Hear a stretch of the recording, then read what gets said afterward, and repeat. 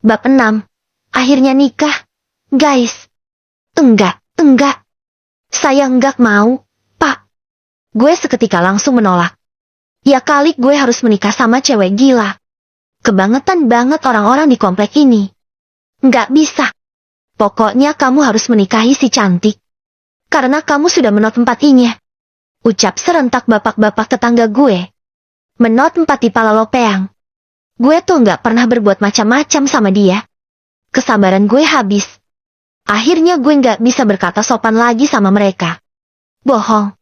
Buktinya tadi pagi si cantik dalam keadaan telempat tenjang di kamar kamu. Saya kan udah jelaskan, kenapa bisa terjadi hal itu. Kami nggak percaya. Mereka benar-benar bebal. Tenang. Kalian tak boleh terbawa emosi. Pak RT berusaha menengahi. Mas Atta. Panggilnya ke gue. Ini sudah menjadi keputusan kami, Mas. Karena Mas Atta sudah jelas-jelas kepergok sama yang lain telah membawa cantik tidur di rumahnya Mas Atta. Jadi mau tak mau Mas Atta harus mempertanggungjawabkan perbuatan yang sudah Mas Atta lakukan. Mas Atta harus menikahi cantik. Kalau saya menolak, sahut gue, kami terpaksa akan melaporkan Mas Atta ke pihak yang berwajib. Atau kami akan memberitahukan masalah ini ke sekolah tempat Mas Atta mengajar. Kami yakin pasti Mas Atta akan diberi sanksi oleh pihak sekolah. Mungkin bahkan, Mas Atta akan diberhentikan dari pekerjaan sebagai guru di sekolah tersebut. Gue geram banget mendengar ucapan Pak RT, bisa-bisanya dia mengancam dengan hal seperti itu. Jadi bagaimana Mas? Apakah Mas Atta akhirnya setuju dengan pernikahan ini? Tanya Pak RT, dia berusaha memperjelas. Sedang gue bingung banget guys. Di sisi lain gue jijik banget jika harus menikahi cewek gila. Tapi di sisi lain pula, gue nggak mau kehilangan pekerjaan gue. Karena itu satu-satunya tempat gue mencari nafkah. Kalau gue jadi pengangguran gue akan semakin dicap mokondo sama cewek-cewek di luaran sana. Baik, Pak. Saya akan menikahinya. Gue akhirnya mengiyakan. Karena gue udah punya rencana. Gue cuma akan sementara jadi suaminya si cewek gila. Setelah masalah ini mereda, gue bisa langsung menceraikannya. Mudah kan?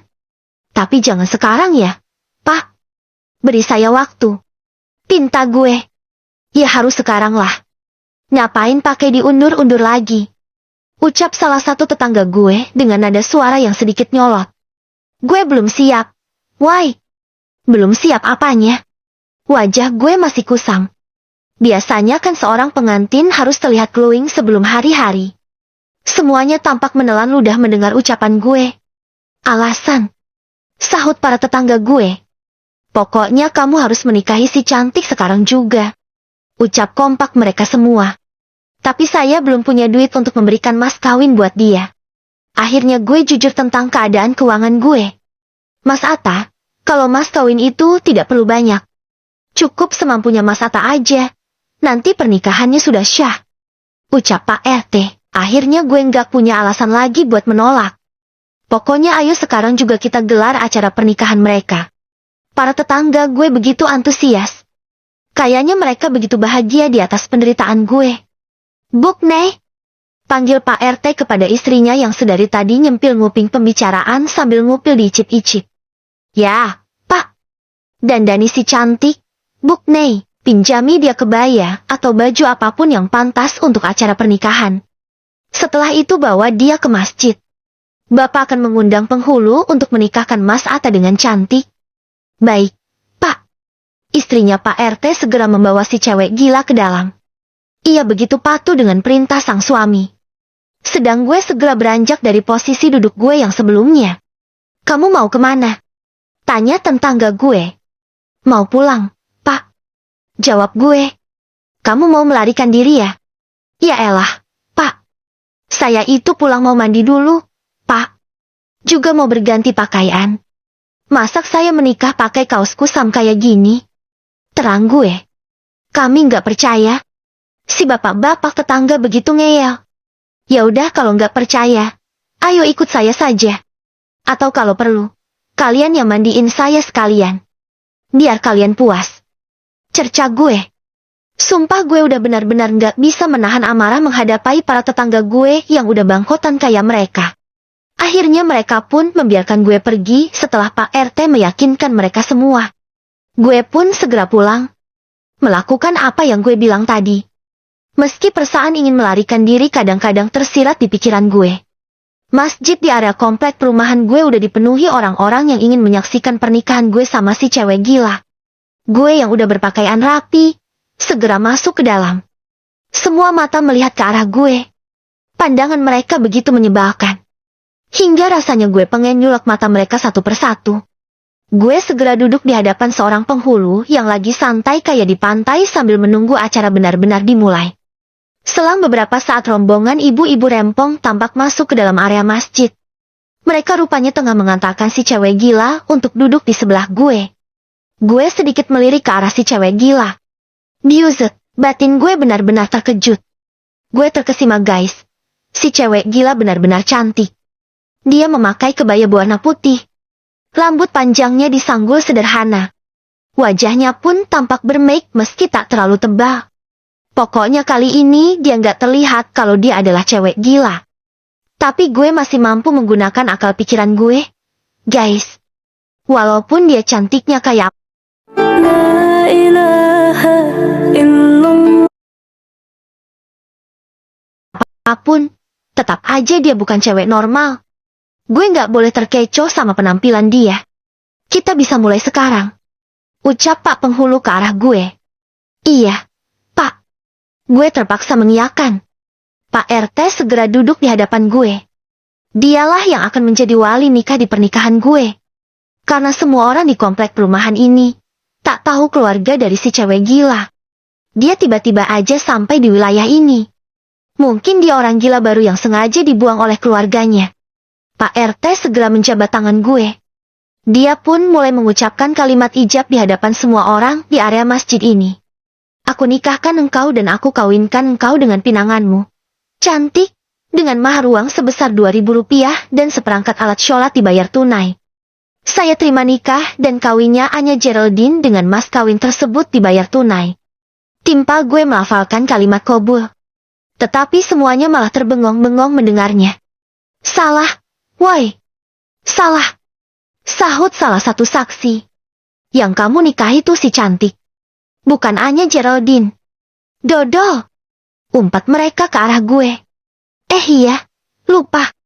Habis sudah kebiasaan sering ngebayangin bakal menua bersama Anya Geraldine. Hehehe. Gue terkekeh. Halulu. Cerca mereka semua. Ya sudah, kita ulangi ijab kabulnya. Ucap Pak Penghulu. Pak RT pun kembali menjabat tangan gue. Juga kembali melafalkan kalimat ijab. Gue terpaksa juga melafalkan kalimat kabul kali ini tanpa kesalahan sedikit pun. Syah. Seru semua orang. Maka pernikahan gue sama si cewek gila pun benar-benar syah di hadapan agama. Kini perasaan gue pun benar-benar tak menentu. Gue semakin meratapi takdir hidup gue. Bisa-bisanya gue mengalami nasib yang teramat sial. Sekarang Mas Atta dan Cantik bisa saling berciuman. Klek. Gue tertegun mendengar ucapan Pak RT. Sumpah. Gue jadi curiga. Sepertinya Pak RT menaruh dendam sama gue. Ngapain pakai ciuman segala sih? Pak. Protes gue. Agar hubungan kalian semakin intim. Timpal Pak RT. Iya. Benar. Kalian harus berciuman. Sahut salah satu tetangga gue. Cium, cium, cium, cium. Lantang semua orang yang baru saja ikut menyaksikan pernikahan gue. Mereka begitu mendesak dan penuh pemaksaan. An satu, nenegrem. Umpat gue pelan. Gue pun terpaksa patuh. Gue segera menghadap si cewek gila yang sedari tadi duduk di samping gue. Gue pegang pundak untuk merubah posisi dia agar juga menghadap ke arah gue. Si cewek gila hanya senyum-senyum tak jelas sambil melihat gue. Tetapi kemudian, si cewek gila tampak memanyunkan bibirnya dengan kekuatan maksimal. Gue jadi curiga sepertinya dia sedikit mengerti dengan apa yang terjadi saat ini. Buktinya dia langsung siap nerima ciuman dari gue. Bibir gue berlahan-lahan mendekat ke arah bibirnya dia. Dan akhirnya, cuk, bibir kami pun benar-benar bersentuhan. Tetapi ada yang aneh. Bibir dia manis banget, guys. Juga lembut. Kayaknya enak buat timut. Tetapi seketika gue sadar, dia cewek gila. Gue nggak boleh berempatsu sama dia. Hampir gue melepaskan pertautan bibir kami. Shopee. Tetapi kemudian, slap, si cewek gila malah yang ngemut bibir gue. Guys, bibir gue dikelamutin dia kayak lagi makan es krim. Gue jadi horor.